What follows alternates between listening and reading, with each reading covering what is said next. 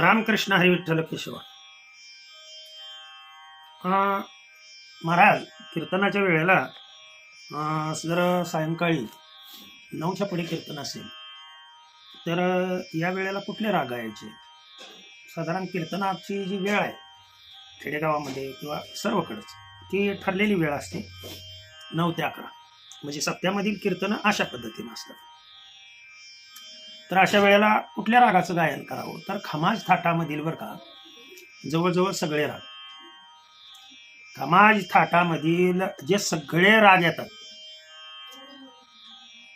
आता ते रागही सांगतोय. मुख्य बेस खमाज.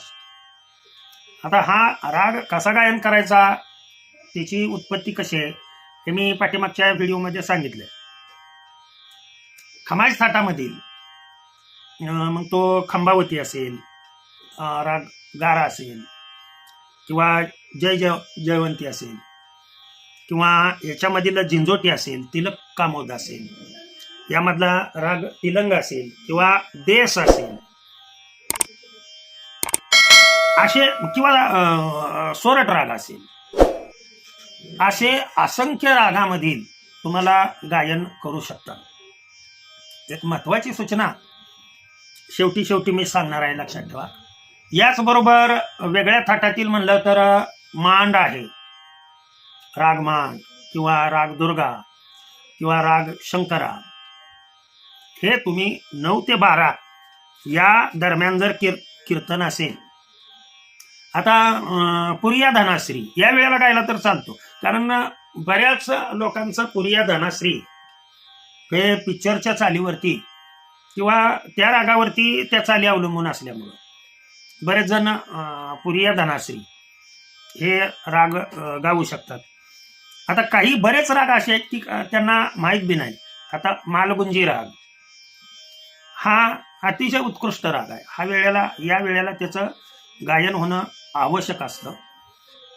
हे जे आपल्या संप्रदायामध्ये बसतात आणि जेणेकरून लोकांना गाता येतात असे राग मी जुने लोक जे आहेत ते मान, शंकरा, तुम्हाला सांगतो खमाज, खंबावती, काय एक एक पैलू होते ते, आलं का लक्षात?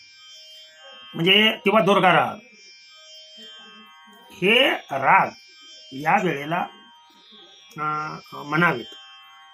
आणि एक राग असा आहे, लक्षात ठेवा, की त्या रागामध्ये 12ही स्वरांचा वापर केला जातो. त्या रागाला सदा सुहागन राग असं म्हटलं जातं. भैरवी हा राग शेवटी गायन करायचं असतं. तो तुम्ही कीर्तन, प्रवचन, तुमचं भजन केव्हाही असू द्या, भैरवी थाट किंवा भैरवी राग हा शेवट गायचा असतो. आता सायंकाळी भैरवी झाली पाहिजे काय, अशा वेळेला तोडी गाऊ नये, लक्षात ठेवा. कारण कसं आहे ते तुम्हाला सांगतो. वेळ जर चुकीची पडली कुठल्याही रागाला, तसा नियमच पाहिजे असं काही नाही. परंतु जनरली हे जे राग मी आता सांगितले ते राग हे 9 ते 12 या दरम्यान, किंवा एखाद्याला वाटेल की सर जरा उशीरपर्यंत गायन करायचं, तर अशा वेळेला लक्षात ठेवा तुम्ही काफी राग वापरू शकता. किंवा बिहाग राग बी, मारो बिहाग नाही बरं का, लक्षात ठेवा, बिहाग राग म्हणतो. मारो बिहागाची वेळ वेगळी आहे, लक्षात ठेवा. बिहाग या वेळेला गायन केला तर चालतोय. मारू बिहाग जो आहे तो म्हणजे सायंकाळचा, म्हणजे दिवस मावळायला गेल्यानंतरचा तो गायन करायचा राग आहे. तर जनरली किंवा रात्री भजनामध्ये अशा वेळेला मालकंस आहे, दरबारी आहे, हे जे राग मी आता सांगितले, किंवा भाग्यश्री आहे, बहार आहे, हे सायंकाळी म्हणजे मध्यान्ह रात्रीला म्हणा ना 3 वाजेपर्यंत, म्हणजे या कालावधीमध्ये हे राग गावेत असं शास्त्र सांगतं बरं का. आता या व्यतिरिक्त जरी समजा एखाद्या गावामध्ये किंवा गायनामध्ये येत नसतील, चालू शकतं, सर्व काही चालू शकतं, परंतु या वेळेनुसार जर तुम्ही रागाचं गायन केलं, मला हेही माहित आहे की राग काला नाही जानत तुका, किती वेळा सांगू हे प्रमाण. हे राग गायन करत असताना सुद्धा याच्या पाठीमाग भाव हा महत्वाचा आहे. भावाची कारण लक्षात ठेवा. सर्व गोष्टीला, कोणत्याही गोष्टीला भाव तेथे देव.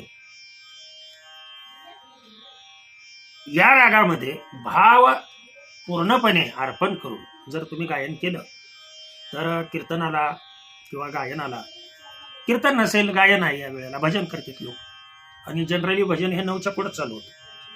त्याच्यामुळे हे राग या वेळेला गावेत.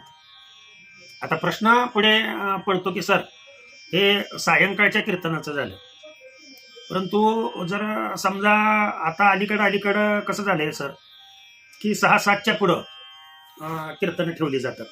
साधारण 9, 9:30, 8ला कीर्तन चालू होऊन 10 वाजता सुटतं. ह्या शंका मी फक्त निर्माण करून या वेळेला कुठले राग गायचे. समजा 7 वाजता कीर्तन चालू होते, आलं का लक्षात तुमच्या, 7 ते 9 आहे, तर या दरम्यान कुठले राग गायचे, किंवा 8 ते 10 आहे कीर्तन, या वेळेला कोणते राग गायचे.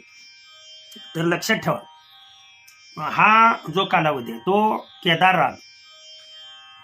असेल, मग तो कामोद असेल, किंवा छायानट असेल, किंवा भूपाळी असेल, किंवा यमन राग असेल, शुद्ध कल्याण असेल, कल्याण थाटामधील राग असतील, श्री कल्याण असेल, हमीर असेल, यापैकी किंवा आणखीन सांगायचं म्हटलं तर राग श्री असेल, हे सर्व म्हणजे पूजनाचा कालावधी तिथे चालू होतो. म्हणजे हे राग जरी त्या वेळेला गायले तरी सुद्धा चालू शकतात. जनरली जे राग चालतात भजनामध्ये किंवा कीर्तनामध्ये सायंकाळी 6च्या पुढे, ते सर्व राग जवळजवळ मी सांगण्याचा तुम्हाला प्रयत्न केला. किंवा या वेळेला जे कल्याण म्हणून आहे तो जरी राग तुम्ही उत्कृष्ट आहे, कल्याण मधीलच आहे, अतिशय चांगला. आता यमन आला म्हणल्यानंतर कल्याण येतोच, लक्षात ठेवा. यांचं गायन जर या वेळेला केलं तर मला वाटतं, म्हणजे हे पर्टिक्युलरली माझं मत आहे आणि तेही शास्त्राला धरून, लक्षात ठेवा. कुठल्याही मी विदाऊट प्रूफ किंवा संगीत शास्त्र सोडून अजिबात बोलत नाही. तर या रागांचं या वेळेला गायन व्हावं असं मला वाटतं. शेवटी सांगणं माझं कार्य आहे, ऐकायचं ना ऐकायचं हे ज्याच्या त्याच्या मनाचा गुणधर्म आहे. झालेली सेवा. मी भैरवीबद्दल बोललो की कधीही हा कोणत्याही वेळेला शेवट होत असताना हा सदा सुहागन असलेला राग तुम्ही गाऊ शकता. झालेली सेवा तुम्हा सर्व भक्तजनांच्या चरणी अर्पण करतो आणि सेवेला पूर्ण विराम. कुंडली वरदा विठ्ठल श्री ज्ञानदेव तुकाराम. विठ्ठल विठ्ठल विठ्ठल विठ्ठल विठ्ठल.